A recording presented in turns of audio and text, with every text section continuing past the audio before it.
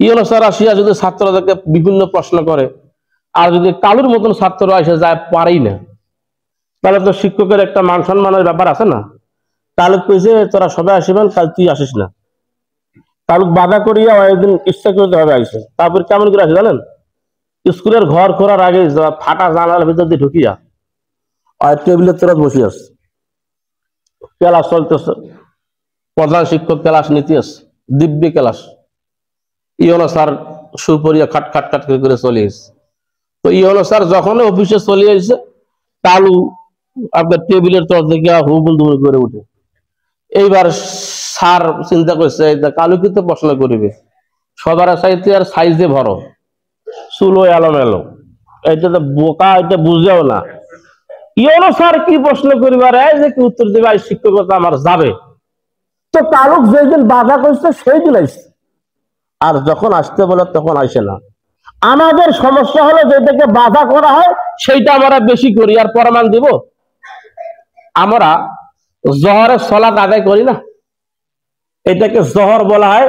জহর মানে প্রকাশিত সময়, সূর্য তার আলোকে প্রকাশিত করলো, যেটাকে দুলুকি শামস বলা হয়েছে। শামস একবার যখন দুলুক মারে তখন থেকে আরম্ভ করে, তার মানে জহরের ওয়াক্তে আমরা একটা নামাজ আদায় করি, এটাকে জহর বলা হয়। কি বলা হয়? জহর। ওয়াক্তের সাথে সম্পর্ক নামাজ নেই। আপনার জহর এবং মাগরিবের মধ্যখানে সময়ের নাম হলো আসর, সালাওয়াতুল উস্তা বলা হয়েছে। কি নাম? আসর।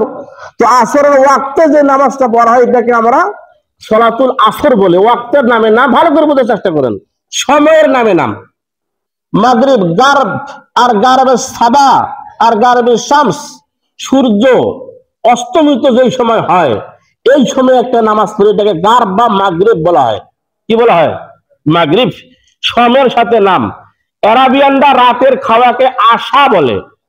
আশা, ঘুমের আগে যে খাওয়াটা খাওয়া হয় এটাকে আশা বলা হয়।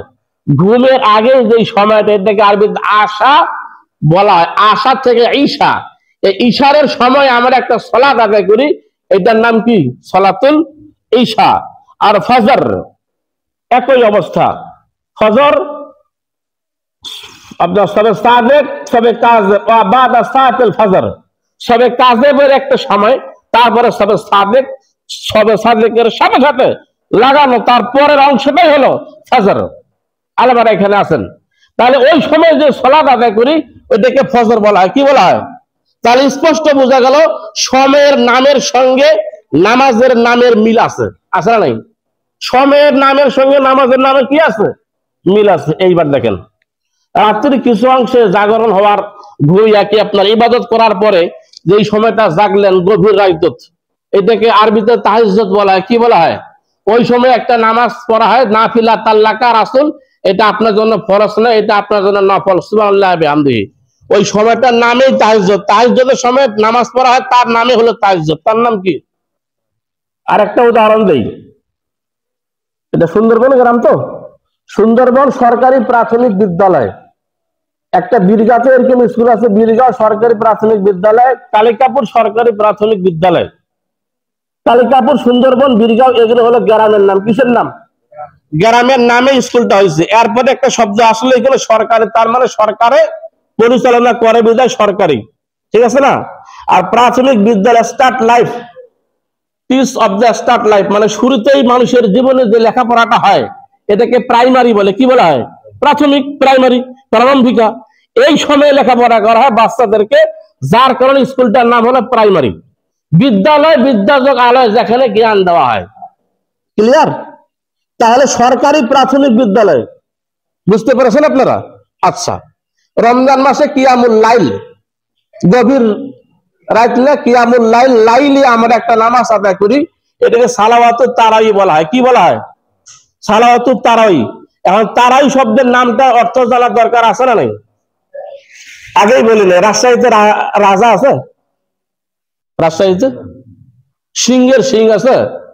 হরিণের নাম সিংহ থুইলে খুব একটা ক্ষতি হইতে কি? অল্প সিং। কারো সিংহের সঙ্গে কোন হরিণের সিংহের মিল নেই।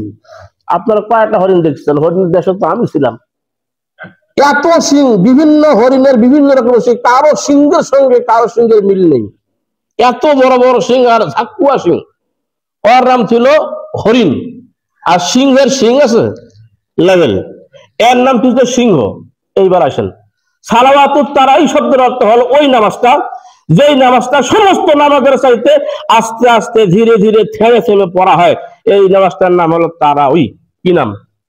তারাই শব্দের অর্থ আস্তে আস্তে পড়া, ধীরে স্থির ভাবে পড়া, ব্রেক দিয়ে দিয়ে পড়া, বিশ্রামের সাথে নামাজ আদায় করা, এটাকে তারাই বলা হয়। এটা কি বলা হয়? তারাই।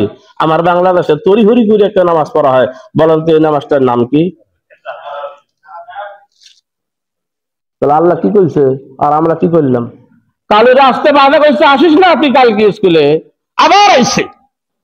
যেখানে বাধা করলো কিয়ামুল লাইল, তারাবির নামাজটা তোমরা আস্তে আস্তে ধৃষ্টতার সহিত কেরাত পরিমাণ সূরা দিয়ে পড়বে। ওয়ারাত্তিলিল কুরআন তারতিলা। এইখানে আমরা এত স্পিরিটে আমরা তেলাওয়াত করি, হাফেজ সাহেবরা মন খারাপ করেন না, এত স্পিরিটে তেলাওয়াত করি আমরা, না পারি অর্থ বুঝতে। আর যে তেলাওয়াত করলো সে তো কতটুকু বুঝে আল্লাহ গফুরই ভালো জানে। সুতরাং নামাজের তেলাওয়াত আস্তে আস্তে হবে।